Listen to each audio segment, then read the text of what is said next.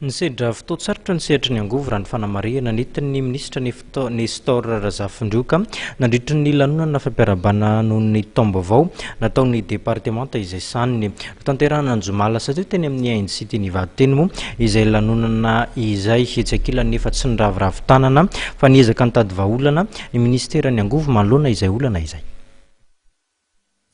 Tetezamita arangovo isika izao raha nambaran'ny Ministra ny angovo Nestor Razafindroriaka ny zoma lasa teo. Nandalo fotoan-tsarotra ny sehatry ny angovo ary ilaina ny ananana fijery vaovao momba ny politika ny angovo eo amin'ny lavitrezaka raha ny nambarany. Ekeny ho ity farany fa mbola misy ny resaka delestage na ny fahatapahan-jiro amin'ny faritra sasany saingy misy ny ezaka izay atao mba anafoanana izany arak'izay mety.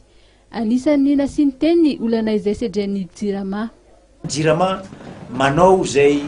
heveriny fa tokony ampiena ny orinasa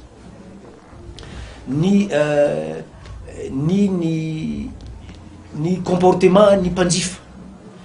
ny fiakaran'ny vidina solika avy any velany ny politika ny vision politique mbola averiko ndray ny vision politika ny energia izany fikambanana zay rehetrarehetra zay no mahatonga ny orinasa jirama ary zany natonga za miteny hoe tsy afaka mihemitra tsontsika tsy afaka manao petatoko na manao ezaka fohezaka fotsintsika zany ametraka ny centre raha ezaka fohezaka zany nge ary zany zavatra nenantsika nandritrin'izay presque 40 ans groupe électrogène 1 mois 2 mois ny tafapetraka afaka ny délestage fa ny fiandraikan'izay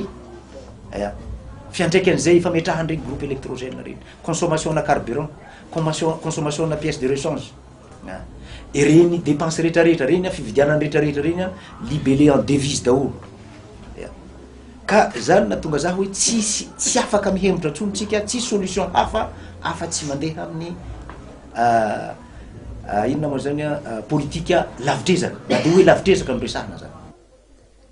Raha ny voalazan'ny Ministra dia didy lehibe napetraka ny fitrandrahana angovo azo avozina mba ananana angovo ampy zaka ny fa efa mividy ary maharitra. Hitantaratra izany amin'ny fanitsinan'ny politika ny angovo iarahan'ny Ministera sy ny mpiara-miombonantoka. Tetikasa maro no efa eo ampitadiavana famatsim-bola ankehitriny.